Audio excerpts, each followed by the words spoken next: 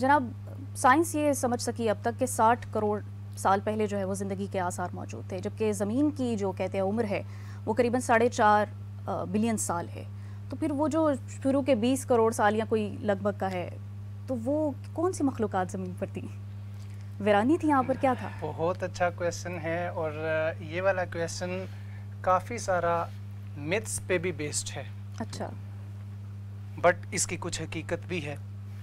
جیسے اس کے بارے میں آپ یہ دیکھیں، جب اللہ رب العزت قرآن کریم میں حضرت آدم علیہ السلام کی تخلیق کا ذکر کرتا ہے تو فرماتا ہے کہ اس وقت جن اور فرشتے بھی تھے. ذوی العقول یعنی عقل والی مخلوقات میں سب سے پہلے فرشتوں کو بنایا گیا، پھر جنوں کو بنایا گیا اور پھر انسانوں کو بنایا گیا. تو زمین پر انسانوں سے پہلے فرشتے آباد تھے.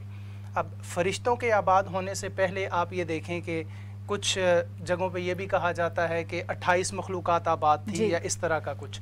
علامہ مسعودی ہیں، مورخ جغرافیہ دان، ایک کتاب میں درج کرتے ہیں 28 مخلوقات کا بھی ذکر ہے، 26 کا بھی ہے. علامہ مسعودی کے ساتھ ایک علامہ الاشبہی، انہوں نے 120 مخلوقات کا ذکر کیا المستطرف میں، اپنی بک میں 120 مخلوقات کا ذکر کیا. اب یہ 120 مخلوقات کی مختلف توجیحات نکالی گئی کہ یہ کس طرح کی مخلوقات تھی، لیکن اسی کے بارے میں علامہ ابن کثیر البدایہ والنہایہ میں لکھتے ہیں کہ بٹ یہ بھی جو بات میں کرنے لگا ہوں یہ ود پراپر نریٹو چینز کے ساتھ نہیں ہے. یعنی یہ جتنی باتیں ہیں ان کو کچھ لوگوں نے میتھس بھی بولا ہے. تو وہ لکھتے ہیں کہ جنوں سے پہلے یہاں پہ ہن اور بن نامی مخلوق آباد تھی. پھر اسی طرح ان سے پہلے یہاں پہ تم اور رم نامی مخلوق آباد تھی. ان سے پہلے یہاں پہ ٹائٹنز نامی مخلوق آباد تھی. یعنی یہ بہت سارے باتیں ہیں بٹ ان کے کوئی آثار نہیں ہیں. ہاں آثار ہیں. آرکیولوجیکل سائنٹسٹ جو ہیں انہوں نے جو یہاں پہ لائف ہونے کا کانسیپٹ جو دیا ہے کہ حضرت آدم علیہ السلام کے بارے میں بولا جاتا ہے اپروکسیمیٹلی تقریباً 2 lakh years ago he exist on the earth. But جو لائف ہے، جو زندگی ہے زمین پہ، اس کے آثار ملتے ہیں 3.5 بلین ایئرز اگو. اس میں ڈائناسورز ہیں. یہ ایک ایگزامپل ہے بٹ اگر ہم اس کو ایک آپ کہہ لیں کہ اسپیسیفائی کرنا چاہیں تو سنگل سیلڈ آرگینزمز یہاں پہ آباد تھے. جو ملٹی سیلولر آرگینزمز ہیں وہ پھر تقریباً آپ یہ کہہ لیں کہ 1 بلین ایئرز، ملٹی سیلولر جو ہیں وہ تقریباً 600 to 1000 ایئرز اگو وہ پھر فارم ہوئے اور ان کی یہاں پہ لائف ہوئی. تو یہ جو من ان خن آپ نے مخلوقات بتائی ہیں، کیا ان کی کوئی دلیل، کوئی ان کی شکل و صورت، حیت کے متعلق کوئی بات چیت ہوئی ہے؟ ان کے بارے میں حیت کے بارے میں علامہ مسعودی نے بہت ساری چیزیں ذکر کی ہیں بٹ وہ آپ اس طرح نہیں کہہ سکتے کہ وہ اتھارٹی ہیں. وہ اس کے بارے میں علامہ ابن کثیر نے لکھا کہ وہ جو پرشین میتھس ہیں ان میں آتی ہیں. جس طرح آج کل ہوتا ہے ہمارے گاؤں میں یا یہاں پہ بھی کہ مائیں بچوں کو کہانیاں سناتی ہیں، تو ان کہانیوں میں ان کا ذکر ملتا ہے کہ انسان تھے، کچھ ان کی جو انسان ایسے تھے کہ ان کی پونچھ بھی تھی اور سینگ بھی تھے. اس طرح کی مختلف مخلوقات. ان کا جسم، ان کا چہرہ تو ایسا تھا بٹ ان کا جو جسم تھا وہ کچھوے کی شکل کا تھا. ان کا چہرہ، جسم تو ایک انسان کی طرح تھا، چہرے 2 تھے. اس طرح کی بہت ساری باتیں ہیں بٹ یہ آپ یہ نہیں کہہ سکتے کہ یہ کنفرمیٹی بیسڈ ہیں، متس ہیں. یہ کنفرم نہیں ہے، یہ متس ہیں. گفتگو ہے. جو کنفرم ہے وہ فرشتے اور جن، ان کے بارے میں. لیکن جی 3-4 مخلوقات ہی تھیں جو معروف ہے، اور جس طرح سب سے اچھی بات ہے جو اللہ کہتے ہیں، سب سے اچھی بات ہے جو نبی پاک صلی اللہ علیہ وسلم نے بتائی ہے. سعد بھائی نے بتایا کس سے کہانیوں میں معروف ہے، کوئی اتھینٹک حدیث اس پر نہیں آتی ہے کیونکہ صرف ایک آتی ہے، وہ ناس تقریباً نیم ہے اس کا، وہ کہتے ہیں وہ مخلوق تھی، لیکن اس کے علاوہ نام کے سوا بھی کچھ نہیں پتا. اب یہ کہنا کہ کیا سب سے پہلے اللہ نے فرشتے بنائے، پھر اللہ نے جس طرح آتا ہے کہ قالوا اتجعل فیہا، تو اس میں بنانے لگا ہے ان انسانوں کو کہ یہ من یفسد فیہا، یہ اس میں فساد کریں گے، ویسفک الدماء، اس میں خون بہائے گا. یہ مثال انہوں نے کیوں دی فرشتوں نے؟ کیونکہ پہلے اس سے جنات یہ کام کر چکے تھے، وہ فساد پھیلاتے تھے، وہ لڑتے تھے. اللہ نے ان کو اتارا، فرشتوں نے ان کا مقابلہ کیا، قتل و غارت کرتے تھے جنات. یہاں سے ثابت ہوتا ہے کہ جن بھی تھے، انسان بھی تھے، اور آدم علیہ السلام. لیکن آدم علیہ السلام کو جب اللہ نے بلایا انی جاعل فی الارض خلیفہ، اللہ نے ان کے ہوتے ہوئے مخلوقات کے پھر آدم کو بنایا. پھر ایک چیز قرآن میں ہمیں یہ بتلائی کہ میں نے آدم کو جنت دی، پھر زمین پہ اتارا، نباتات دیے. تو یہ جو مخلوقات میں فرشتے ہیں، جنات ہیں، درخت، یہ سمندر ہے، اس کی یہ چیزیں جو ہے نا، یہ چیزیں اس دنیا پر موجود تھی، پانی، یہ چیزیں مخلوق اللہ کی. اس کے سوا اللہ نے نہ، دیکھیں اللہ اگر بناتا ہے یا اللہ نے کچھ کریٹ کیا ہے تو ہمیں وہ ضروری ہوتا تو ضرور بتا دیتا.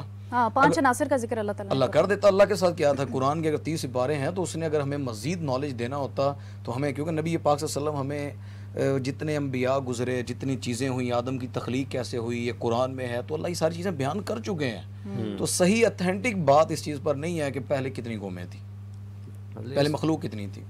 جو بیان ہوئی ہیں انہی کے اوپر، باقی قصے ہیں سارے. کوئی اتھینٹک روایت کوئی کہے نا کہ اس کی جو سند ہے یہ مضبوط ہے، سیاستہ میں، باقی حدیث کی کتب میں، قرآن سے کوئی استدلال لفظوں سے لیا کوئی بھی نہیں ہے. وہ فرشتے آتے ہیں، لیکن سائنس میں جیسے یہ ڈارون کا ہے ایوولوشنری تھیوری، تو کیا وہ انہی مخلوقات کی بنیاد پر تو نہیں کر لی گئی؟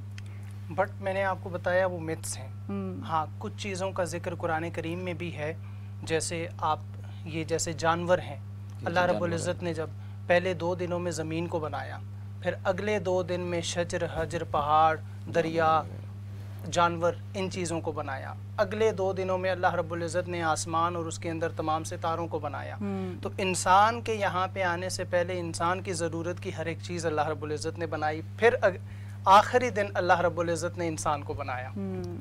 بے شک. اچھا آخر میں جناب آپ سے پوچھوں گی، مولا کائنات فرماتے ہیں کہ میں زمینوں سے زیادہ آسمانوں کے راستوں کو جانتا ہوں. تو میں چاہتی ہوں کہ اس پہ آپ روشنی ڈالیں، کیونکہ کہیں نہ کہیں یہ بھی ایک بات آ جاتی ہے کہ یہ زمین اور اس پر رہتے ہوئے انسان کہیں لمٹ تو نہیں ہو گئے؟ کیا آسمان، سمندر، ان کی گہرائیاں، کیا انسان کے جو علم ہے اس کے لیے لمیٹیشن تو نہیں ہے؟ دیکھیں جی، آج تک سائنس، میں نے پہلے ہی بتایا، سائنس ابھی تک پڑھتی جا رہی ہے. کوئی کہتا تھا اتنی ہزار مخلوق ہے، اتنی. اللہ خود کہتے ہیں کہ سمندر کی مخلوق کو کوئی شمار نہیں کر سکتا. خشکی پر تو الگ بات ہے. آسمان کے جو راستے اللہ نے بتایا ہمیں کہ سبعۃ سماوات، جتنے آسمان ہیں وہ 7 ہیں، اس کے اوپر اللہ کا عرش ہے. یہ بھی ساری حدیثیں ہیں. شب معراج پر جو آپ نے پورا ادھر ہوا تھا تو اس میں پتہ ہے کہ اس سے اوپر اللہ ہے، اللہ نے اس کے اوپر کیا ہے. تو یہ راستے آسمان کے نبی پاک صلی اللہ علیہ وسلم ہمیں دے چکے، بتلا چکے ہیں.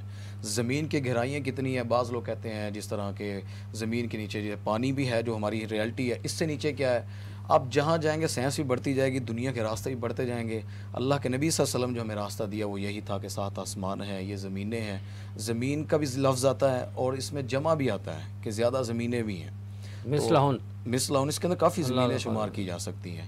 لیکن کچھ باتیں ہمارے معاشرے میں نا پھر وہ معروف ہو جاتی ہیں. کچھ جو منکر ہیں اس کے، اللہ تعالیٰ کے معاذ اللہ، وہ کہتے ہیں کوئی خالق نہیں ہے، خود بخود بن گیا سارا کچھ.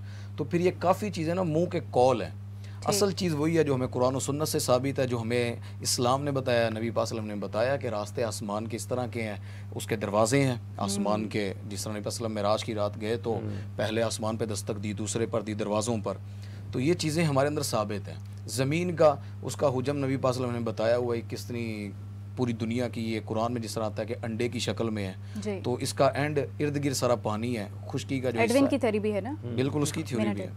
تو یہ اللہ تعالیٰ نے جو ہمیں راستے بتلا دیے ہیں تو وہی ہے. باقی مزید جو ہمارے معاشرے میں وہ کیا ہو سکتے ہیں. اچھا، بڑی سیر حاصل گفتگو ہوئی اور جو یہ امر کے اوپر بات ہوئی ہے، میں چاہوں گی کہ جب یہ 7 آسمان اور ان ساری باتوں کی دلیل دینی ہوتی ہے، ثبوت دینا ہوتا ہے، تو ہم سائنٹیفکلی وہ کیسے دیں اسلام کی ان باتوں کا؟ اس کے بارے میں آپ دیکھیں کہ بہت اچھا اس کا جو ثبوت ہے وہ اس طرح ہے کہ اللہ رب العزت نے جب امر فرما کر ان کو تخلیق کر دیا تو ہم 7 آسمانوں میں آپ سب سے پہلے دیکھیں کہ یہ پلینٹس ہیں. پلینٹ سے باہر ہم جائیں تو سولر سسٹم ہے، سولر سسٹم سے باہر آپ جائیں تو گیلیکسیز ہیں، بلیک ہولز ہیں، اور اس طرح کی بے شمار کائناتیں ہیں.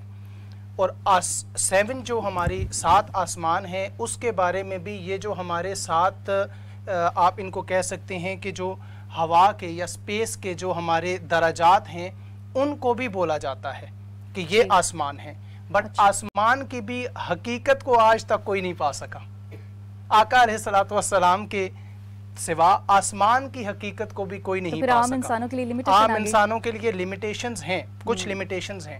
جیسے آپ دیکھیں کہ بہت سارے انبیاء جو گزرے ہیں ان کے معجزات اس وقت کے لیے معجزات تھے. آج کل سائنسی تحقیقات اور ہماری ایوولوشن ہے کہ ہم ان چیزوں کو کر پاتے ہیں.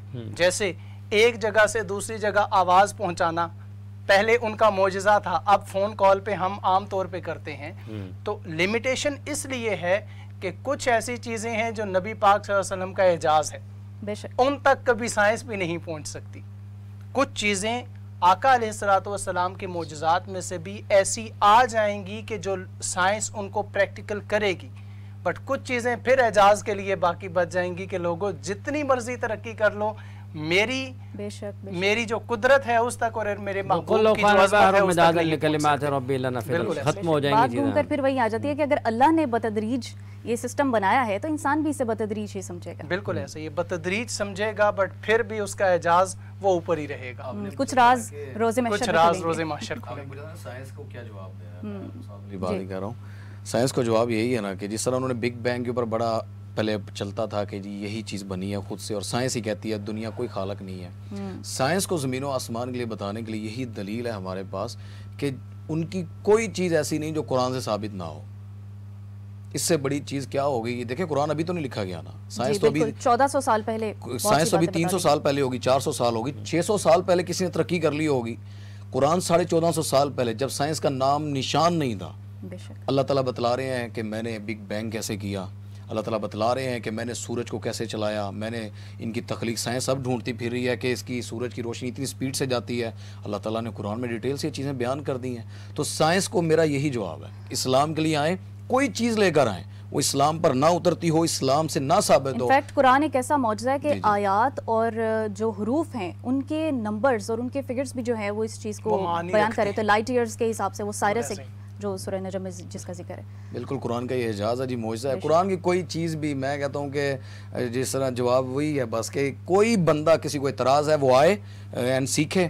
کوئی چیز اپنی یہ نہیں سمجھ سکتا کہ میری چیز اسلام سے باہر ہے. اچھا سائنس زیادہ ہے. یہ جو آپ کا ورڈ تھا کہ جیسے بھائی نے بھی فرمایا کہ جو ورڈ ہیں قرآن کریم کے جو حروف ہیں ان کے نمبرز ہیں وہ بھی ایک معنی رکھتے ہیں. تو ہم پھر اسی پہلی آیت کی طرف جاتے ہیں کہ اللہ رب العزت نے فرمایا انما امرہ اذا اراد شیئا ان یقول لہ کن فیکون. کن اور یکون کے درمیان میں اللہ رب العزت نے فا کا کلمہ رکھا. یہ جو فا ہے، فا اپنے اندر ترتیب کا معنی خود رکھتا ہے. یہ عربک گرامر میں جو فا ہے اس کے اندر ترتیب کا معنی پایا جاتا ہے کہ فا ترتیب کے لیے آتا ہے. تو یہ خود وہ آئے مبارکہ کا کلمہ ہمیں بتا رہا ہے کہ تدریجاً قائم ہوئی.